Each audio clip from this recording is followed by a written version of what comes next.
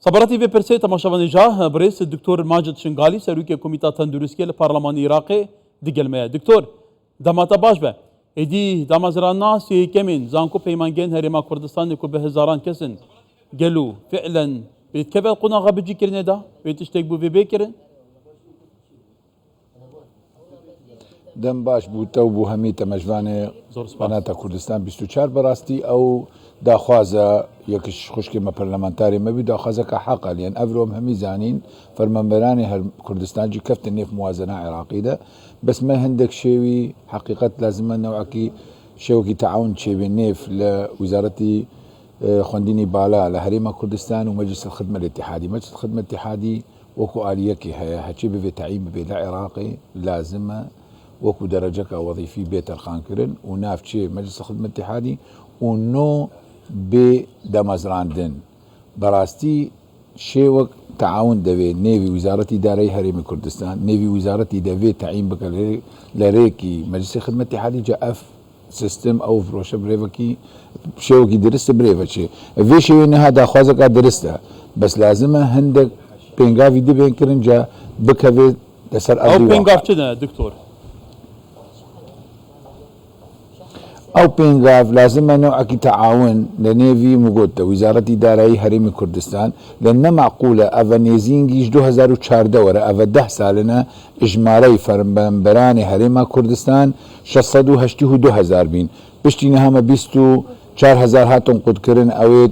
هردو لواء مشترك بوش 658 يعني أفا 10 سالن يك فرمانبر زيدا نبويا لإجمالي فرمانبراني هرم كردستان براستي بشتي مسألة فرمانبران كفت نيف موازنة وموشا دبي واجب الدفع لازمة نسبك تعيينات لهريمة كردستان جي بي بس اف تعيينات براستي بشي وكيبي لازمة تنسيقها بي لان همي تعيينات عراقي ل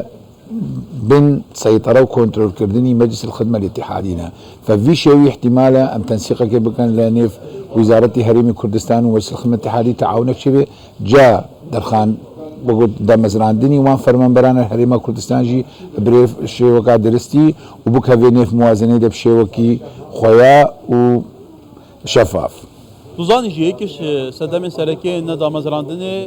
خود کردن بودجه هرما کردستان بکو پروسس ل 2014 عراق له همبر هرما کردستان دست بکریا الویری جی بارگرانی کی گلک سردامو دزگین حکومت هرما کردستان بون هم بس حکومت بو زیادتر کرت تایبت جی وجینیت یعنی ارکوان جی بیت خلکی لخوا بگیرن کاتا اب بخوشیک فرسکدن بو گلو يعني براستي حقيقة أسبيجم أسبخون نال لقل دمزراندني حكومي بتنمى لازمة فرصتي شغل قطاعي تايبتها بي لهمي جهة براستي يعني أو شغل كريم بأنه دمزراندني فرمان برانا لكردستان بشيوكي سكنات براستي لخدمتي قال خلقها أو خلق شو شغلك خوي جديد بس براستي هندك شيء وهنا لازمة تعين شبن يعني أفرو همي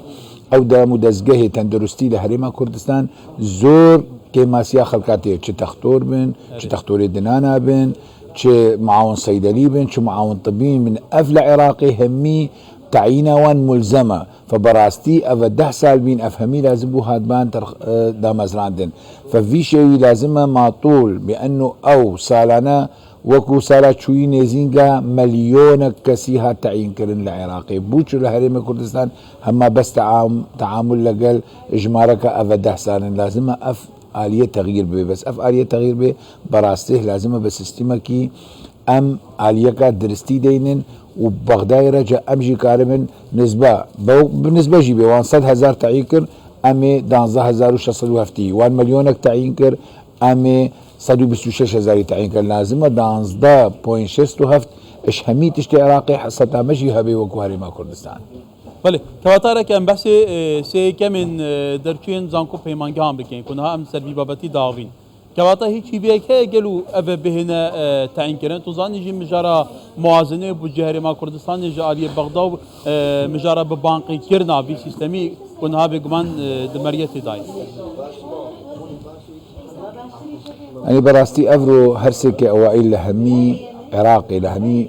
بارزقه عراقي ده انت عين كرن وف حقي واني هريما كردستان يجي لعراقي نيزينكا هفتيه 2000 كسي هاتا تعين كرن لهمي كردستاني 6000 کەسنە یعنی ئەو ژمارەژی دەبێ نێزینگی کێمی 500 فبەڕاستی لازمە ئەم شێوەکی درست وانژی دەمازراندنە وان بگەن بەستلەکی دەرێ لە زانکۆی هەرێما کوردستان بە شێوەکی موافقە هەبێ لە مەجلیسی خدمەتی اتحادی و لە وزارەتی خوێندنی بالا لەوان وزارەتی تعیین بکەن بە تەنسیق بە مەجلیسی خدمەتی اتحادی بەس ئەف بەڕاستی شغل جێرە دەبێ ینی لازمە لقاءاتی مستمر لە نێوان جیها و مەجلیسی خدمەتی اتحادی هەبێ لە نێوان وزارەتە هەبێ لە نوی شێوی بەست و طەلب بگیوتە متابعینەکی بەڕاستی بزەحمەت شێوێ لازمە مگوتە عالیەکی وەکو ئەڤرۆ مەثەلەن ئەفهەمی خەریجێمەی هەرێما کوردستان ئەوێت محافظەی نینەوە دیالە کەرکوک وەکو ئەسپێ رابوومەمە سیستەمەکی خۆیان هێلا ئەستیمارە لە ناوێوان لە ویزارەتی تعلیمی عالی کوردستان دەئینە ممەثلیا هەرێما کوردستان لە بەغدا دەچین و وزارەتی سەحا ئستیمارە بووانڤەکە هەمید ئەمدا مەزراندن بەس لە مؤسساتی صحی عێراقی لەن ئەو خەڵکی وان دەڤەرانە فلازمە ئەفتژی بە سیستەمەکی خۆیان جا حەقی وان وندا نەبێ يعني اواتود بيجي كواتا اركي حكومات هريما كردستان دو چارچوبه مؤسسات خدا افي بروسيس تعيين دست بكد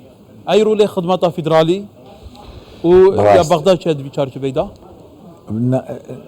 نا زاني چر الجاء او رولك وينامي مجلس الخدمه الاتحادي بس چرود به جاء او اجمارا 5000 6000 10000 اوتين دا مزراندن جابك في النيف موازنه ده بآليك مقوت اف 10 سال يك فرمانبران زين نبويه الموازنه العراقي بس شاغي ام علم ددن مجلس الخدمه الاتحادي بانه اف 6000 بفي آليه لازمه موچەی وان 6000 ئیضافە ببێ لەسەر موچەی فەرمانبەرانی هەرێما کوردستان لە موازنەی 2024 بوشی لە موازنەی عێراقی هەر ساڵ وزارەتی سەحا نێزینگی 5-6 تعیین دەکە وزارەتی تەندروستی هەرێمی کوردستان یەک تعیین ناکە غێر هەندێک ژمارەی نۆژدارە و ئەوژی ناین حسابکردن ئەو ئەوێتێن تعیینکردن دامەزراندنجی ئەو ناین حسابکردنجی یعنی موچەی واژی دەدێن لە حسابی هەرێما کوردستان لە نێڤێن حسابی ژی نابێت كواتا دبي چارچوبي دا بودجه هريما كردستاني كل بغداد وحتى ناجي بحسب مجارة تعديل كرنا ياسا بودجه تكرم بو 2024 حتى ناجي ناد كبرلماني برحال افا برسا كدنا افخل كي بهتا تعين كرن هريما كردستاني تاشان كرن قال بغداد او كل سر بيتا كرن موچوانجي بيتا تبني كرن توزاني حتى ناجي شوازه بيدانا موچو هجمارة فرمانبران قال جران وزارة الضرائب العراق برزگري كان بو هريمه چديكت ئەوی بەڕاستی مهمترین تشتە ئەف بێن دەمەزراندن لە نێف موازنە دەکە نەیە دەمەزراندن و پەرە نەیە تەرخانکردن معناوی حکوومەتە هەرێمە کوردستان لە ئالیەکی ددەدا نە لە موچەی عێراقی و موچەی فەرمانبەرانی ئەوێ واجبە دەفع لەسەر حکوومەتی عێراقی بەڕاستی لازمە شوێدە و نەهادە ماطول موازنە بووە موازنەکە درستی و تعاون هەیە هەممی حەقی خودە بە بەغدای و حەقی مەژی بدەمە لازمە هەممی فەرمانبەران و حەسەتا خو لە دەمەزراندنی تعینە ئەم هەممی ببن و بێن داخلکردن لە نێف موازنەدا جا پەرەی وان تەرخان ببێ مشکلەک لەسەر هەرێمی کوردستان بارگرانی چێ نەبێت بله دكتور ماجد شنغالي سروي كوميتة تندرسية لبرلمان العراقي لبغداد. سپاس دكتور.